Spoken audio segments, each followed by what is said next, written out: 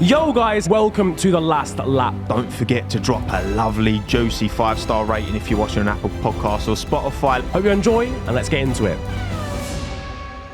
Let's get back to actual F1, the real stuff. Sorry, you saying that esports is not It's actually... fake I knew that was F1. going to happen. How dare you? You're like every comment on the F1 Twitter channel. Isn't real get a Formula new account. Launch season's coming. It is indeed. It's soon. We've just had Mercedes announce the W14 launch, which is going to be on the 15th. 14th, though. Why would it be on the 15th when it's the W14? That is annoying, that isn't annoys it? me. That's a good point. I didn't clock that, actually. Now, Grow up, Mercedes. Because Toto has to be with Susie Wolf. He's got on the things to 14th. do on Valentine's Day. Come I on hear now, that. come on. He's a romantic. I Yeah. like that. Whereas we've got Ferrari on Valentine's Day. Ironically, they're going to break all our hearts this year. bless them. Do we think that Mercedes... What were your expectations this year? Because obviously, started the year poorly. It was quite clear about early that they weren't going to be in a fight for a title. Kind of came good towards the end of the year. Is it a... How pivotal is this season for Mercedes? Do they need... can they afford another, we're catching up season? Or do they need to be, because obviously Lewis, we don't know how much longer he's going to stay in the sport. Obviously, George is also not going to be, you can't expect George to be too patient for too long. Like, he wants to assert himself in that team long term as well. Yeah. In terms of can they get away with it? In terms of George, I think, yeah. Like, for me, I think with George, because he's young and the fact that he spent a lot of time in a Williams, I think he'll be okay with where he is right now just for like one more season. Then after that, he'd probably ask questions. Yeah. I would like to imagine that Mercedes will actually have more pace anyway, and will actually, based off the end of last season, they looked a lot more competitive, and obviously the more aero time they're going to have. I would like to imagine they're gonna find that pace. Lewis, I'm not sure though. I think the key point you said there is the aero time and also the development of the car. I think Mercedes are one of the teams that are very strong at developing a car through the season. We saw it last year. We've seen it in previous seasons when they had fights with Ferrari, that they had the better development by the end of the season and their car was quicker and they disappear. So, yeah, if they have a weaker start, obviously they can't be back in the midfield. I think if they're in a sort of 1.5 again, instead of Formula 2, they're in Formula 1.5, then they'll be able to catch up, because obviously Red Bull are going to be pulled back a lot by the penalties that they received due to the cost cap. I don't know whether I think that comes into effect more, I'd say, towards the end of this season. Yeah, that's a good point, actually. Sort of when that's going to start to affect them. Because they obviously have that basis. They can build that car from last season. Yeah. I think they're still going to come out quite strong, but they have to kind of be a little bit cautious over the rest of the season with where they delegate their time. And I think it could hurt them. Ferrari obviously are an unknown. We know they can make a really strong car. They did at the start of last season. But is Fred Vasseur going to come in and change that and make them stronger? Who knows? If he can, then Ferrari look like the team that potentially could go on to go and be champions if Red Bull do struggle with this capping that they have. Because I just think, going into the first race, when we go to Bahrain, it's like, I think Mercedes need to be within a half a second in qualifying, both cars. Yeah. Because they need to be starting. Yes, the Red Bull have but they've clearly got the best kind of foundation there. I feel like we're going to see, once all these cars do start to get launched, they're going to be 10 Red Bull clones. Yeah. Let's surely. Yeah. Surely that's the direction now that you have to kind of settle on. Yeah. Maybe the Ferrari, curved side pod, cool. Maybe you have to stick with that because they've got the close relationship. Will Mercedes bring side pods back? That's the question. Yeah, no, that's a good point. Because I know it's there's more to it than just what they look like on the outside. Yeah, I don't know, because it sounds like what Mercedes was saying, that they were open to keeping it, and there's been rumours that they've kept with it. I don't know, it's a risk, isn't it? I think their problem was mainly the porpoising. That was the huge struggle. Yeah. So it's fixing that properly, so they get to a Red Bull standard where there is none at all. If they can get to that, then they can start to push a lot faster. But yeah, I mean, it could just go.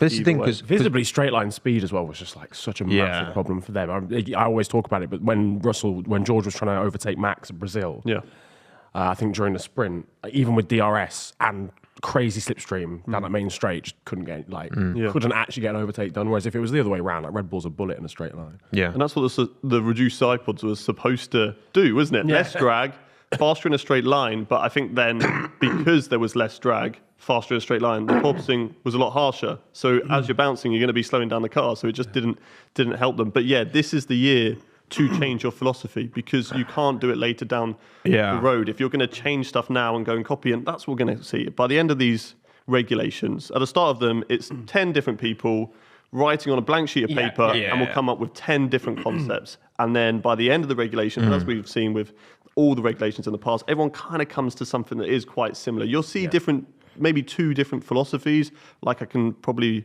Or higher low rake. Yeah, or the thumb noses that we had from previous years. So obviously Ferrari stuck with the thumb nose, whereas Mercedes kind of had a bit more of the pinned one.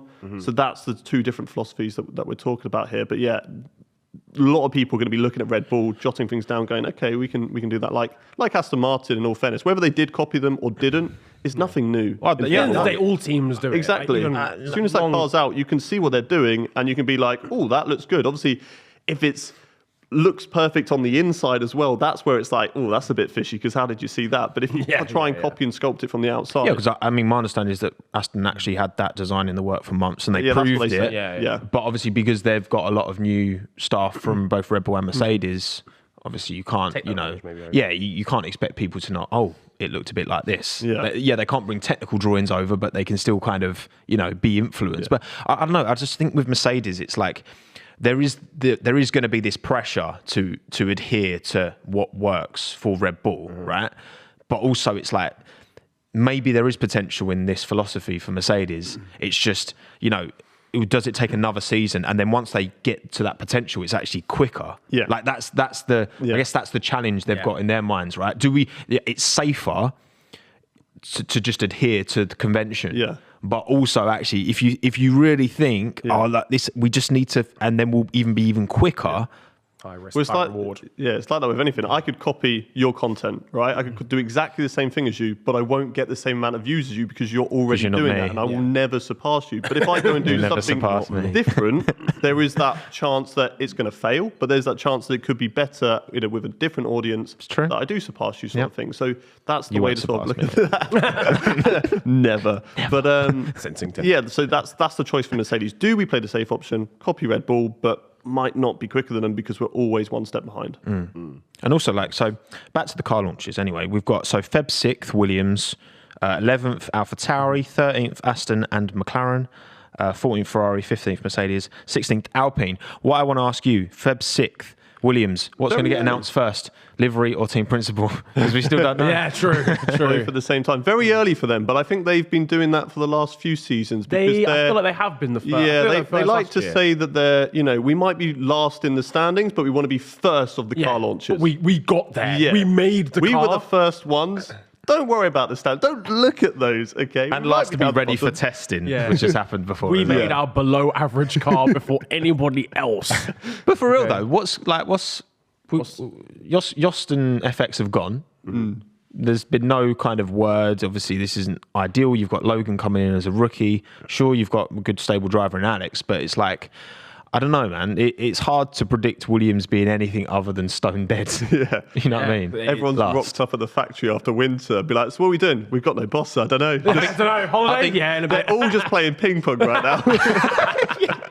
I think Alex is player manager. I think he's player manager. Player manager. I think. But honestly, what's coming first? And there's not even been any. This is what I mean. It's not even been any rumours linking anyone to this Williams. They keep on leadership. Asking, no, I'm good, thanks. See you later. They can't get anyone. He's just not picking up calls. Well, the main rumours that I heard were that Susie Wolff was going to come in and do the team principal role, but she currently works in Formula E as a team principal there. So whether she wants to leave that, go to Formula One in what is going to be a very difficult job. Taking the Williams job is not an easy. Was she there when Toto was at Williams? As a driver? Yeah, because I know she was a test driver up to 2014, 2015, because she did the on-track test. So she's got experience with that team. There's a relationship there to a degree. Yeah, definitely. And there's the relationship with there's a sort of relationship with the Mercedes team, isn't there, to engine suppliers, and then as they've had in the past, drivers drive for them. There's a talk of Kimi Antonelli maybe when he comes through to get that Williams seat as a sort of what George Russell did. So there could be a kind of partnership through in there because Williams, they got bought out. They stuck with the Williams name, which is great. That's what we love to see. But nothing still has really changed for them. They did a lot better this season, but they're still, down at the bottom and I'll be honest, I feel like it's actually worse. I feel like 2022 was a step backwards from 2021. Because in 2021, you saw George I suppose you did see Albon in the midfield as well last season, every now and again. But it felt underwhelming. It felt like there was momentum there from 2020 to 2021. Yeah. Williams, obviously, I know George got that second in Spa in crazy circumstances. But even other than that, it seemed like Williams weren't actually off the back in terms of pace, whereas then in 2022 there were times where it was just like everyone else, then Williams. Yeah, I hear what you're saying because it's like they really struggled when they got their first point. It was that really risky strategy, staying on the hards for so long and then pitting for the softs in the last lap. And the only other tracks that they really scored any points was when they had the straight line speed. And anything else they just struggled with. Obviously, Latifi got some in wet conditions in Japan, but that was like a lot of chaos, a lot of stuff going on. Yeah. Pitted very early, I think, for intermediates. You can take that risk when you're at the back. Exactly, yeah. That's why Seb could take... Seb spinning in turn one actually made his race. You could argue because then... in the back, you make a wild... you might as well just... And then actually it paid off perfect. Yeah. And it's the same thing for them. So I think you're right. 2021 was a stronger season because they felt like a bit more in the fight in the midfield, whereas now I think Albon was very strong. It's hard to tell because you have a big dynamic a big difference between the two teammates. Albon was very strong fighting in the midfield. I think the car at times was capable. I think it's similar around the Aston Martin. I think that's where the car we were always should have been. fighting with drivers. Like it was always Stroll versus Albon. They were always so close together. That's it.